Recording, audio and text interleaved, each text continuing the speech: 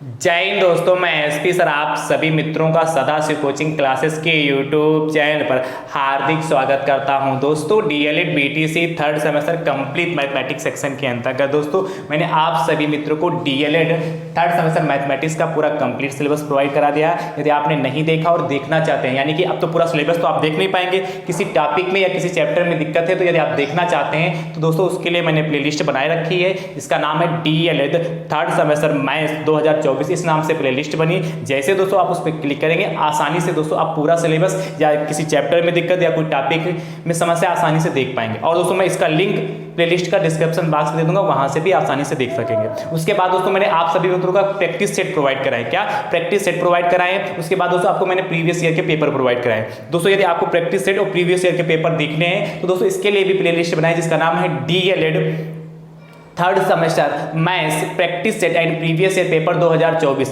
इस नाम से दोस्तों प्लेलिस्ट बनी। जैसे दोस्तों आप उस पर क्लिक करेंगे, आप सभी मित्रों को क्या सारे practice set and previous year के पेपर आपको देखने के लिए मिल जाएंगे। दोस्तों अब आपके पास इतना वक्त है कि आप practice set and previous year के पेपर दोस्तों आसानी से लगा सकते हैं। तो दोस्तों यदि आप प्रीवियस ईयर के पेपर प्रैक्टिस सेट करके जाते हैं तो दोस्तों आपका एग्जाम बहुत ही बेहतर होगा। और आज दोस्तों आपको हम क्या कराएंगे, पवन सीरीज के वस्तुनिष्ठ प्रश्नों को दोस्तों आपको सॉल्व करवाएंगे, हल करवाएंगे। तो दोस्तों आपको क्या सिलेबस गणित का मैंने आपको सिखाया, प्रैक्टिस सेट कराया, प्रीवियस ईयर के पेपर कराए। आज दोस्तों पवन सीरीज के वस्तुनिष्ठ प्रश्न दोस्तों जितने भी वस्तुनिष्ठ प्रश्न सारे दोस्तों वस्तुनिष्ठ प्रश्न आपको हम सॉल्व करवाएंगे, हल कराएंगे कि यदि प्रश्न आपको दे रखा हुआ तो आप कैसे सॉल्व करेंगे।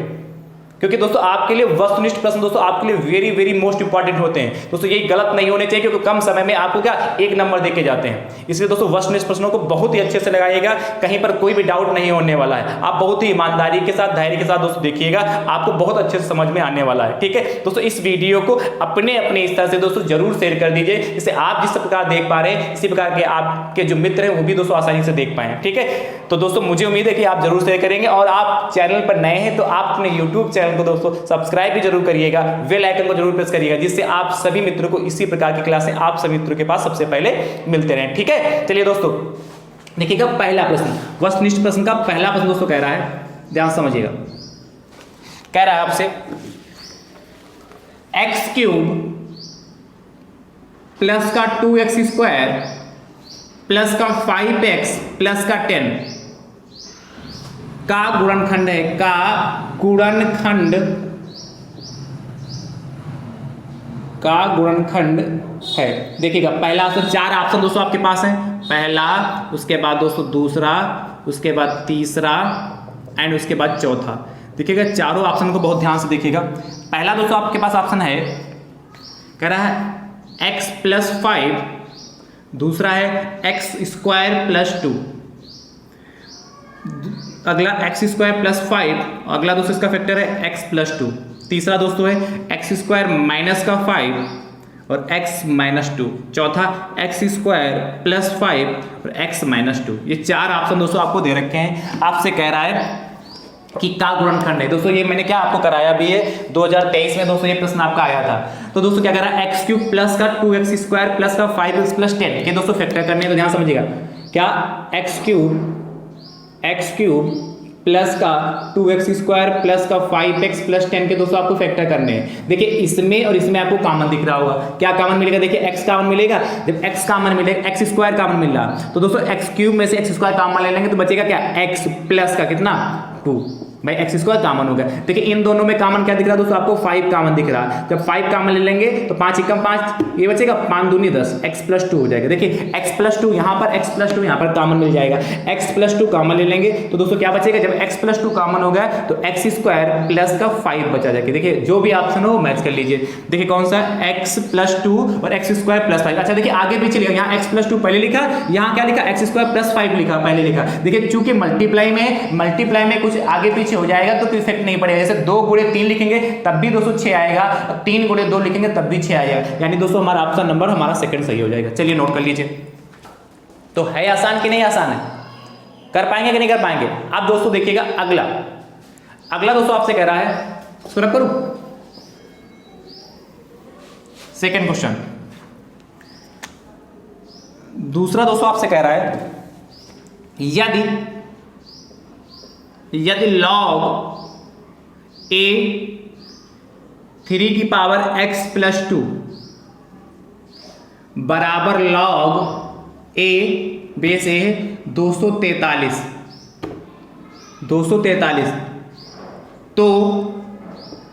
तो x का मान है, तो x का मान, इसके देखिए 4 ऑप्शन दोस्तों आपके पास हैं। बहुत ही ध्यान से दोस्तों इसको देखिएगा, ये क्या होगा दोस्तों, इसके जो आपके पास 4 ऑप्शन हैं, इसको रख करूं, चलिए नोट करिए इसको दोस्तों, चारों ऑप्शन इसके दोस्तों अभी लिख के आपको बता रहा हूं, नोट करते रहिए।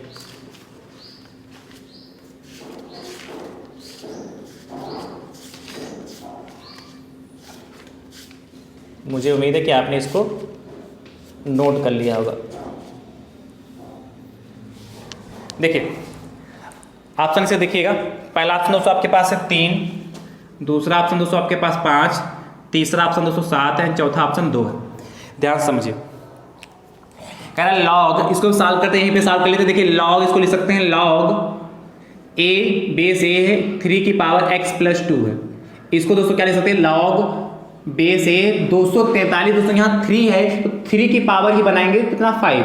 3 को दोस्तों 5 बार लिखिए, 3 गुणे 3 गुणे 3 गुणे 3, तो 3 तिया 9, 3 27, 81, 81 तिया 243 होता है। ठीक है, अब देखिए हमें क्या, यहाँ हमें कैसे पता है कि 3 की पावर 5 ही होगा। देखिए यहाँ क्या 3 है, यहाँ इसलिए हमको 3 बनाना है। अब आगे आप सोच लीजिए 3 को कितनी बार मल्टीप्लाई करें कि 243 आ जाए। अब देखिए यहाँ log 3 की पावर x प्लस 2 है, और यहाँ देखिए log a, और यहाँ भी log a, बेस इक्वल है। जब बेस इक्वल होते हैं तो पावर भी दोस्तों हमारी इक्वल हो जाती है, जो इनके ऊपर वाला लिखा हो वो भी इक्वल हो जाए, यानी कि 3 की पावर x प्लस 2 बराबर दोस्तों कितना 3 की पावर 5 हो जाए। देखिए यहाँ भी आधार समान है, तो दोस्तों क्या x प्लस 2 बराबर दोस्तों कितना हो जाएगा 5। आप ये लाइन क्या, ये ना भी लिखें, इसके बाद डायरेक्ट इस लाइन को लिख देते तब भी कोई इफेक्ट पड़ने वाला नहीं है। अब देखिए x प्लस 2 बराबर 5 है, तो x बराबर दोस्तों कितना हो जाएगा 5, और इस 2 को उठा के उधर फेंकें तो माइनस का 2 हो जाएगा, तो x बराबर दोस्तों 3 हो जाएगा, यानी कि ऑप्शन नंबर दोस्तों आपका पहला ही सही हो जाएगा। ठीक है, चलिए नोट करिए। अगला दोस्तों देखिएगा, इसको नोट कर लिया ना। देखिए सोल्यूशन आप नोट जरूर करिएगा, पता चला खाली आप टिक करते जा रहे हैं, सोच रहे सीरीज में तो दोस्तों क्वेश्चन लगे ही, सॉल्व कराने का फिर मतलब क्या है, सीरीज में दोस्तों तो प्रश्न आपके पास लगे ही हैं। सॉल्व तो मैं इसलिए कर रहा हूं जिसके पास जो भी प्रश्न उसमें है उसका सोल्यूशन आपके पास आ जाए, किस तरीके से वो लगा है, कैसे आंसर आया। वैसे तो सारे उसमें टिक ही हैं, एक आधे छोड़कर बाकी तो सारे प्रश्न सही ही हैं उसमें, है कि नहीं। इसलिए सोल्यूशन दोस्तों जानना बहुत जरूरी है, अपनी कॉपी पे जरूर करिएगा। अगला तीसरा दोस्तों आपसे कह रहा है एक कमरे के फर्श का क्षेत्रफल, एक कमरे के फर्श का क्षेत्रफल 48 वर्ग मीटर है, 48 वर्ग मीटर है। आगे दोस्तों आपसे कह रहा है यदि उसकी ऊंचाई 5 मीटर हो, यदि उसकी ऊंचाई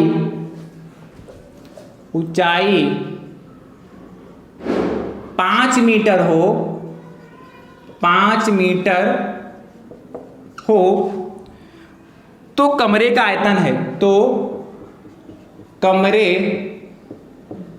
का आयतन है, ये आयतन है। ये देखिए ये भी 2023 में पूछा गया, ठीक है, ध्यान समझिए। दोस्तों आपसे क्या कह रहा है, पहले इसके ऑप्शन लिखते हैं, 220 मीटर क्यूब, अगला है 230 मीटर क्यूब, अगला 240 मीटर क्यूब एंड अगला है 250 मीटर क्यूब। ये दोस्तों आपके पास 4 ऑप्शन है, ध्यान समझिए। आपसे कह रहा है एक कमरे के फर्श का क्षेत्रफल 48 वर्ग मीटर है और यदि इसकी ऊंचाई 5 मीटर, तो कमरे का आयतन, देखिए आयतन दोस्तों क्या होता है, आयतन होता है लंबाई गुणे चौड़ाई गुणे ऊंचाई। ध्यान समझिए, लिखिएगा कमरे का आयतन बराबर लंबाई गुणे चौड़ाई गुणे ऊंचाई, यही तो होता है। कमरे का आयतन बराबर लंबाई गुणे चौड़ाई गुणे ऊंचाई होता है। और दोस्तों यदि आयतन है और लंबाई गुणे चौड़ाई दोस्तों क्या होता है, क्षेत्रफल होता है। यदि आयत है तो लंबाई गुणे चौड़ाई उसका क्षेत्रफल होता है, गुणे होगा। और देखिए आपको दे रखा है किसी कमरे के फर्श का क्षेत्रफल 48, क्षेत्रफल कितना 48, तो 48 और गुणे दोस्तों उसकी ऊंचाई दोस्तों कितनी है 5, तो 48 गुणे 5 कर लीजिए, 5 अट्ठे 40, 5 को 20, 2 22, 5 अट्ठे 40 और 5 को 20, 2 22, यानी कि ऑप्शन नंबर दोस्तों आपका पहला ही सही हो जाएगा। ठीक है, मीटर क्यूब। अच्छा मीटर क्यूब क्यों आएगा, क्योंकि आयतन है, आयतन होगा दोस्तों तो ऑप्शन में दोस्तों क्या मीटर क्यूब दे रखा होगा। मात्रक, और दोस्तों क्षेत्रफल होगा तो मीटर स्क्वायर होगा। चलिए नोट कर लीजिए, ठीक है। अगला देखिएगा, चौथा प्रश्न दोस्तों आपसे कह रहा है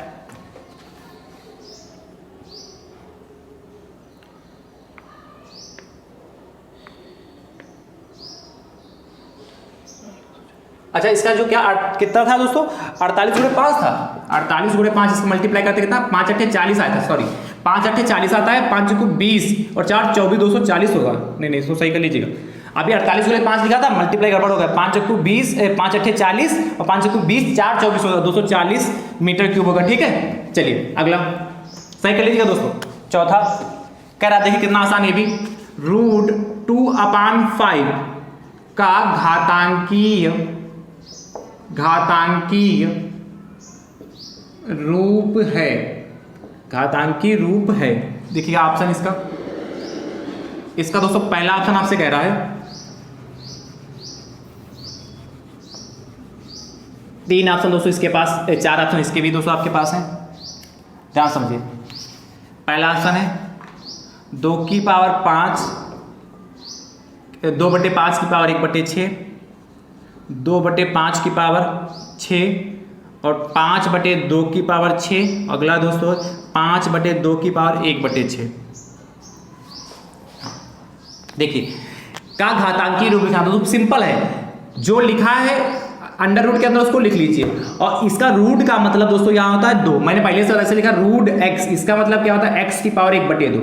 जैसे मैंने कहा 5 लिखा है, ये काहे का है, प्लस का कि माइनस का, तो आप बताते हैं सर कोई चीज नहीं तो प्लस का मान देगा, प्लस का 5 है। इसी बात से दोस्तों रूट लिखा होता है तो यहाँ पर 2 छुपा होता है, वही दोस्तों 1/2 आ जाता है, ठीक है, इसलिए स्क्वायर रूट बोलते हैं। क्यूब रूट होता है, जैसे यहाँ x यहाँ 3 होता है दोस्तों, तो क्या होता है x की पावर 1/3, जो भी यहाँ लिखा होता है वह 1/2 करके उसकी पावर चला जाता है। इसी प्रकार दोस्तों यहाँ कितना लिखा 2/5, यहाँ कुछ नहीं लिखा, यानी कि कितना 2 लिखा होगा, यानी कि 2/5 की पावर अच्छा 6 है दोस्तों पढ़ रहे हैं यहाँ पर। अच्छा ये क्वेश्चन में थोड़ा इसमें मिसप्रिंट है, फोर्थ वाले में यहाँ 6 होगा दोस्तों, जो इसमें मिसप्रिंट है कॉमन सीरीज में, ठीक है, यहाँ 6 होगा, इसलिए दोस्तों कितना हो जाएगा 1/6। देखिए 1 3 था तो कितना 1/3 होगा, जब दोस्तों यहाँ पर 6 होगा तो 1/6, यानी कि ऑप्शन नंबर दोस्तों आपका पहला हो जाएगा, ठीक है। तो ये चीज ध्यान रखिएगा, कुछ गलतियां भी दोस्तों सीरीज में है। अगला दोस्तों चौथे के बाद दोस्तों पांचवा देखिएगा। पांचवा दोस्तों आपसे कह रहा है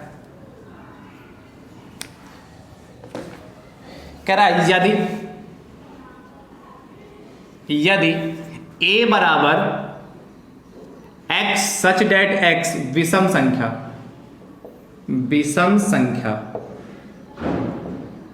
ठीक है, और x ग्रेटर देन r = 3 और b बराबर है, और b बराबर दोस्तों आपके पास है 2, 3, 5, 6, 7, 8 हो तो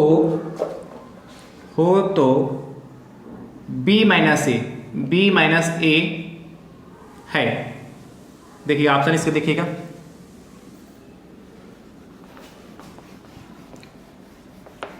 इसके 4 ऑप्शन दोस्तों आपके पास है। पहला दोस्तों ऑप्शन आपके पास यहाँ पर है, ध्यान समझिएगा, 9, 11, 13 एंड सो ऑन, मतलब आगे भी जाएगा। दूसरा ऑप्शन दोस्तों 2, 7, 8 समुच्चय में। अगला समुच्चय 1, 2। अगला दोस्तों 2, 6, 8, ठीक है। देखिएगा कह रहा है यदि a इतना है तो देखिए a बराबर दोस्तों यहाँ से कितना दे रखा है आपको, कह रहा है x सच डेट x विषम संख्या और x ग्रेटर r = 3, मतलब 3 से बड़ी है तो 3 से बड़ा और या उसके बराबर हो, इसका मतलब इसके बराबर हो। तो दोस्तों देखिए 3 भी दोस्तों इसमें शामिल होगा। उसके बाद देखिए विषम संख्या, 4 विषम संख्या है नहीं, 5 है 6 है नहीं है, 7 है 8 नहीं है, 9 है 10 नहीं है, 11, ऐसे दोस्तों क्या और बहुत सारी संख्याएं होंगी। क्लियर हुई कि नहीं क्लियर हुई? यानी दोस्तों अभी देखिए बी आपको दे रखा कितना, 2, 3, 5, 6, 7 और 8, ये दोस्तों आपको बी पता है। पूछा क्या है, b माइनस ए। एक तो पूछा बी माइनस ए दोस्तों अंतर वाला है और ज्यादातर लगभग हर बार पूछा जाता है इस टाइप का प्रश्न। इसका मतलब बी के ऐसे एलिमेंट लिखने हैं जो ए में ना हो। क्या? बी के ऐसे एलिमेंट लिखने हैं जो ए में ना हो। ध्यान समझिएगा, बी के ऐसे एलिमेंट लिखने हैं जो ए में ना हो। देखिए यहाँ 2 है तो इसमें 2 नहीं तो 2 लिख लेते हैं। बी के ऐसे एलिमेंट लिखने हैं जो ए में ना हो। यहाँ 3 है, यहाँ 3 है, इसको नहीं लिखेंगे। यहाँ 5 है, यहाँ 5, इसको नहीं लिखेंगे। यहाँ 6 है, इसमें 6 नहीं है तो इसको लिख लेंगे। यहाँ 7 है, यहाँ भी 7 है। यहाँ 8 है, उसमें 8 नहीं तो नहीं। यानी कि समझ गए, बी माइनस यानी कि बी के ऐसे एलिमेंट लिखने हैं जो ए में नहीं। बी में से ए को घटाइए तो जो जो एलिमेंट हो ए में उसको छोड़ दीजिए, बाकी जो बचे उसको लिख लीजिए। भाई 3 है यहाँ पर, 2 नहीं है इसमें 2 लिख लिया। यहाँ देखो 5 भी है पर 6 इसमें नहीं इसलिए 6 को लिख लिया। यहाँ 7 है, इसमें 7 है पर 8 नहीं 8 लिख लिया। 2 6 8 यानी कि ऑप्शन नंबर दोस्तों आपका चौथा सही हो जाएगा। चलिए नोट करिए, ठीक है। अब ध्यान समझिएगा, अगला ऑप्शन नंबर दोस्तों चौथा सही हो गया। अगला दोस्तों आपसे कह रहा है छठा, ये 2023 के इसके पहले वाले प्रश्न दोस्तों मैंने कराए और सारे 2023 में आए हुए थे। छठा दोस्तों कह रहा है log 81/3 बराबर 4 घातांकीय रूप है। घातांकीय रूप है। ध्यान समझिएगा कैसे करेंगे इसको। इसके ऑप्शन देखिएगा, बहुत आसान है ये भी प्रश्न।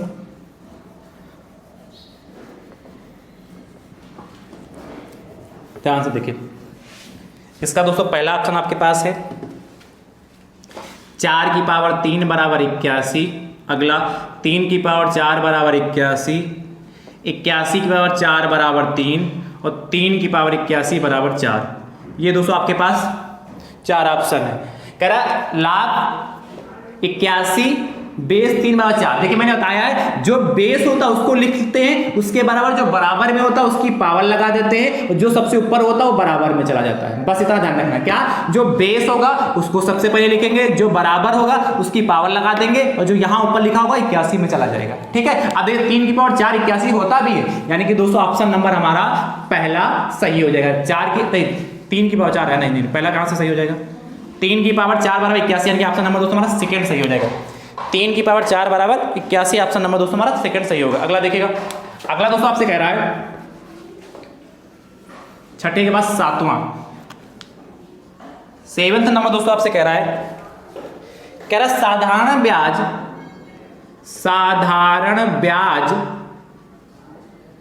साधारण ब्याज की दर से कोई धन 5 वर्ष में 2 गुना हो जाता है। साधारण ब्याज की दर से कोई धन 5 वर्ष में 2 गुना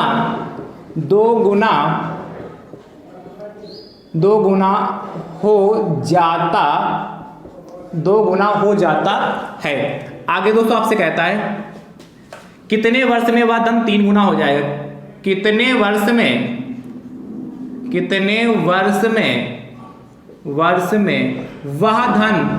वह धन 3 गुना हो जाएगा। कितने वर्ष में वह धन 3 गुना हो जाएगा। ध्यान समझिएगा, ये दोस्तों आपसे पूछ रहा है। आपके पास ऑप्शन दोस्तों आपके पास है, ध्यान समझिएगा।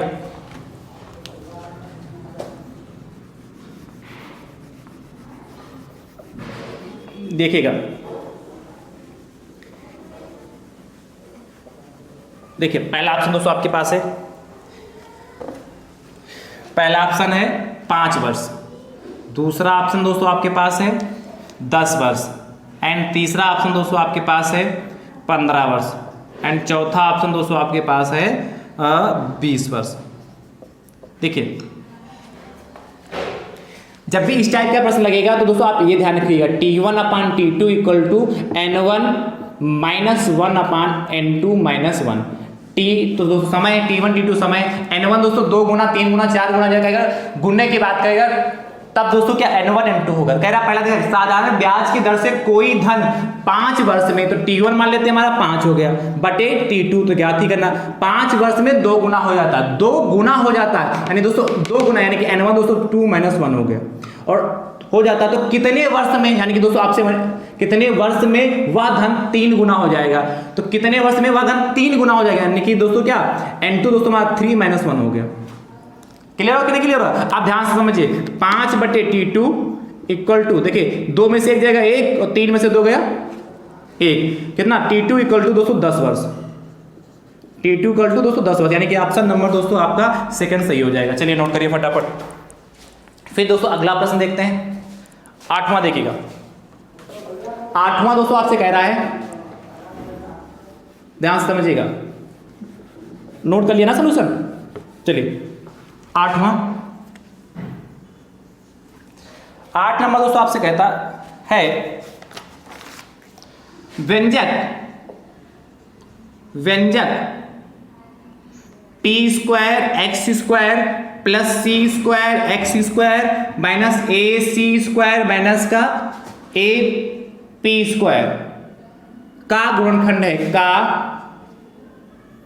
का गुणनखंड है।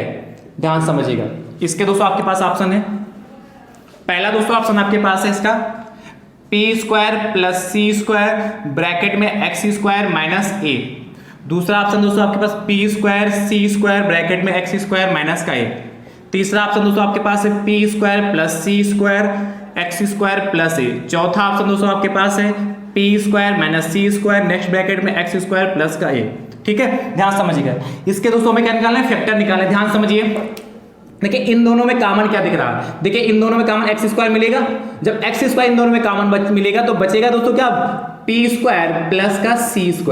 अब इन दोनों में देखिए कॉमन क्या मिल रहा है, माइनस का a कॉमन मिलेगा तो c² प्लस p² बचेगा, यही तो बचेगा। अब देखिए इन दोनों में कॉमन क्या मिला, देखिए p² plus c² plus p²। बात है कि 3 + 2 तब भी 5 होगा, 2 + 3 कहेंगे तब भी 5 होगा। यानी दोस्तों यहां से क्या p² प्लस c² हम क्या ले लेंगे कॉमन। जब कॉमन मिल जाएगा दोस्तों बचेगा x² माइनस a, यानी कि ऑप्शन नंबर कौन सा होगा, p² plus c² x² minus a, यानी कि ऑप्शन नंबर दोस्तों पहला ही सही हो जाएगा। ठीक है, p² प्लस c² ब्रैकेट में x² माइनस a, यानी कि दोस्तों ऑप्शन नंबर आपका पहला ही सही होगा। अगला देखिए 9 नंबर दोस्तों आपसे कह रहा है 9th, कहता है दोस्तों यदि a बराबर x सच डेट x सम संख्या, ठीक है, और x लेस देन 9, x की वैल्यू जो है 9 से छोटी है, और b बराबर दोस्तों आपके पास है 7 3 4 8, 7 3 4 और 8, ठीक है, हो तो b माइनस a है, हो तो b माइनस a। ध्यान समझिए कैसे करेंगे इसको। इसके ऑप्शन दोस्तों आपके पास क्या है, पहला ऑप्शन दोस्तों इसका है आपके पास 2,4, अगला 3,4, अगला 7,3 और अगला दोस्तों है 7,8। देखिए कैसे इसका सलूशन करेंगे, बहुत ही ध्यान से देखिएगा। कह रहा a बराबर, देखिए क्या हो जाएगा यहाँ से, a बराबर देखिए x सम संख्या जो 9 से छोटी है, यानी कि 2 हमारी सम संख्या, 4 हमारी, 6 और 8 ये दोस्तों हमारी सम संख्या होगी। ठीक है, जो 9 से छोटी है। और b बराबर दोस्तों हमारे पास कितना है 7, 3, 4, 8। अब देखिए हमें पूछा क्या, b माइनस a पूछा ना, तो b माइनस a यानी वही काम है, b के ऐसे एलिमेंट लिखने जो a में ना हो। तो देखिए यहाँ 7 है, इसमें 7 है, नहीं तो 7 लिख लेते हैं। यहाँ 3 है, इसमें 3 है, नहीं तो 3 लिख लेते हैं। इसके बाद यहाँ 4 है, यहाँ 4 है, हाँ यहाँ 8 है, यहाँ 8 है, यानी कि 7,3, यानी कि ऑप्शन नंबर दोस्तों आपका तीसरा सही होगा। ठीक है, चलिए नोट करिए। अगला देखिएगा 9 के बाद दोस्तों 10 नंबर भैया आपसे कह रहा है क्रमशः 5 सेंटीमीटर एवं 3 सेंटीमीटर, 5 सेंटीमीटर एवं 3 सेंटीमीटर त्रिज्या के दो वृत्तों, त्रिज्या के दो वृत्तों, त्रिज्या के दो वृत्तों के केंद्र के बीच की दूरी, के केंद्र के बीच की दूरी, के केंद्र के बीच की दूरी, बीच की दूरी, बीच की दूरी 10 सेंटीमीटर है, 10 सेंटीमीटर है। आगे दोस्तों आपसे कहता है तो उनमें कितनी स्पर्श रेखाएं खींची जा सकती हैं, तो उनमें कितनी स्पर्श रेखाएं खींची जा सकती हैं, कितनी रेखाएं खींची जा सकती हैं। ध्यान समझिएगा। इसके दोस्तों ऑप्शन आपके पास है। पहला दोस्तों ऑप्शन आपके पास 1, 3, 4 और 2। ध्यान से समझिएगा। कह रहा है क्रमशः 5 सेंटीमीटर और 3 सेंटीमीटर त्रिज्या के दो वृत्तों को केंद्र के बीच की दूरी 10 सेंटीमीटर। देखिए ये एक वृत्त हमारा 5 सेंटीमीटर का होगा, दूसरा हमारा ये 3 सेंटीमीटर का होगा। देखिए ये 5 सेंटीमीटर त्रिज्या होगी इसकी, और इसकी दोस्तों त्रिज्या हमारी 3 सेंटीमीटर होगी। ध्यान समझिएगा, 3 सेंटीमीटर। ठीक है, कहता है 5 सेंटीमीटर 3 सेंटीमीटर त्रिज्या के दो वृत्तों के केंद्र के बीच की दूरी 10 सेंटीमीटर है। देखिए इसको यदि हम इससे मिला देंगे यहाँ से, इस बिंदु से, तो यहाँ से यहाँ तक दोस्तों 10 सेंटीमीटर हो जाएगा। यहाँ से यहाँ तक ये 5 सेंटीमीटर हो गया, 3 सेंटीमीटर हो गया। तो आपसे पूछा है तो इनमें कितनी स्पर्श रेखाएं खींची जा सकती है। ध्यान समझिए। पहली दोस्तों स्पर्श रेखा देखिए ये खींच सकते हैं, दूसरी दोस्तों ये खींच सकते हैं, तीसरी दोस्तों कौन से खींच सकते हैं ये, और चौथी दोस्तों हम खींच सकते हैं ये। ठीक है, थोड़ा तिरछा हो गई पर आप सही से खींच लीजिएगा, ये खींच सकते हैं। ठीक है, तो कितनी हो गई 1, 2, 3, 4, यानी कि ऑप्शन नंबर दोस्तों हमारा थर्ड सही हो जाएगा। चलिए नोट करिए फटाफट। ठीक है, उसके बाद देखिएगा अगला 10 के बाद दोस्तों आपसे कह रहा है, ध्यान से देखिएगा, 10 के बाद दोस्तों आपसे कह रहा है 11 नंबर। 11 नंबर देखिएगा, x² प्लस x प्लस का 1/4 का गुणनखंड है। ऑप्शन देखिए, पहला x माइनस 1/2, दूसरा x प्लस 1/2, तीसरा x प्लस 1/2 का होल ऑफ स्क्वायर, चौथा x माइनस 1/2 का होल ऑफ स्क्वायर। देखिएगा कौन सा ऑप्शन होगा। देखिए इसके फैक्टर करने हैं, तो क्या है x² प्लस का x² है प्लस का x प्लस का 1/4 है। देखिए यहाँ 4 एलसीएम हो जाएगा, कितना एलसीएम हो जाएगा, या 4 ना लिखे, एक तरीका देखिए इसको हम इस तरीके से लिख सकते हैं। देखिए x² ऐसे रखें, यहाँ 2 और गुणे 1/2 इंटू x और प्लस 1/2 का होल ऑफ स्क्वायर। सोचेंगे सर ये कहाँ से आएगा, ध्यान समझिए।